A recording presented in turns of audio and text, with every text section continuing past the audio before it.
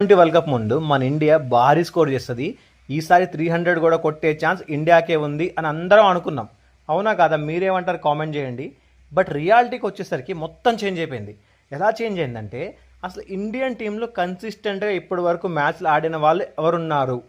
నాకు తెలిసినంత వరకు అయితే ఒక్క ప్లేయర్ కూడా లేదు ఇండియన్ బ్యాటింగ్ ఆర్డర్లో. అయితే ఇంతో పాండ్యా అండ్ దుబే బాగానే ఆడారు, కానీ ఇంకెవ్వరు లేరు. సపోజ్ మనం అనాలిసిస్ చేద్దాం అనుకుంటే, ఫస్ట్ మ్యాచ్ యూఎస్ఏ మీద ఎవ్వరు ఆడలేడు. ఓన్లీ ఎవరు ఆడారు? మన సూర్యబాయ ఆడాడు, మనం గెలిచాం. నెక్స్ట్ సెకండ్ మ్యాచ్కి వచ్చేసరికి పాకిస్తాన్ మీద ఎవరు ఆడారు? ఇషాన్ కిషన్ బాగా ఆడాడు, ఇంకెవ్వరూ ఆడలేదు. మళ్ళీ నెక్స్ట్ థర్డ్ మ్యాచ్ వచ్చేసరికి నమీబియా మీద ఆడాం. నమీబియా మీద ఎవరు ఆడారు? ఎవ్వరూ ఆడలేదు. ఇషాన్ కిషన్ అండ్ హార్దిక్ పాండ్యా ఆడారు. సో మనం మంచి స్కోర్ చేసాం, చిన్న టీం కాబట్టి మనం గెలిచేసాం. నెక్స్ట్ కమింగ్ టు మనం ఎక్కడికి వచ్చాం? గ్రూప్ 8కి వచ్చాం. గ్రూప్ 8లో ఫస్ట్ మ్యాచ్లో సౌత్ ఆఫ్రికా మీద అసలు ఏ ప్లేయర్ కూడా ఆడలేదు. దూబే అంతో ఇంతో రానిచ్చాడు, కొంచెం పరువు అన్న దక్కింది మనకి.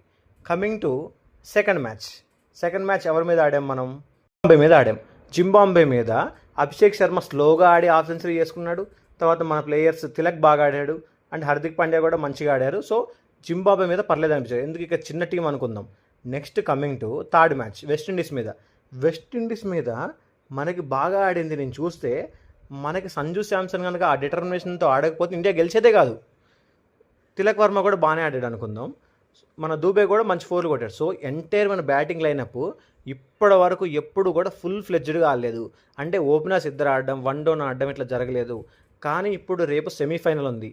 సెమీఫైనల్లో కూడా ఇట్లానే ఆడితే మనకు కష్టమే. కానీ వాంకడే స్టేడియం మనకు కలిసి వస్తుంది కాబట్టి మనకు గెలిచే ఛాన్స్ ఉన్నాయి. మీరు ఈ సెమీఫైనల్లో ఎవరు బాగా ఆడుతున్నారు ఖచ్చితంగా కామెంట్ చేయండి. మన ఇండియాలో అందరూ ప్లేయర్ ఫామ్లోకి వచ్చి మెయిన్గా అభిషేక్ శర్మ ఆడాలని నేను కోరుకుంటున్నాను. మీరేమనుకుంటున్నారు?